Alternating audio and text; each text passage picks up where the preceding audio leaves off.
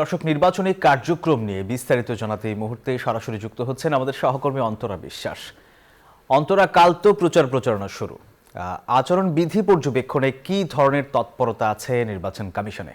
থেকেই নির্বাচন কমিশন তাদের যে আচরণবিধি রয়েছে সেই আচরণবিধিকেও লঙ্ঘন করলে তাদেরকে বিভিন্ন ধরনের শোকজ নোটিশ দিচ্ছে এবং আমরা সেটি আসলে দেখতে পাচ্ছি বেশ কয়েকটি দলকে এরই মধ্যে তারা সেই চিঠি দিয়েছেন।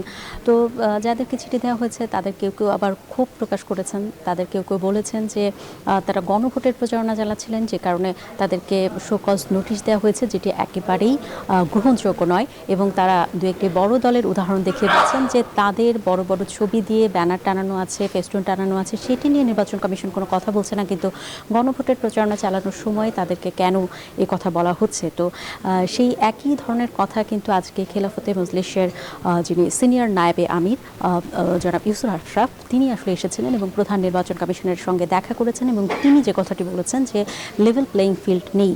তো লেভেল প্লেইং ফিল্ড কেন নেই সেটির বিষয়ে তিনি দু তিনটি অভিযোগও করে গেছেন। তিনি বলেছেন যে নড়াইল 1 এবং ফরিদপুর 2 এই দুইটি আসনের জন্য বিশেষভাবে তিনি দুটি অভিযোগ দায়ের করেছেন।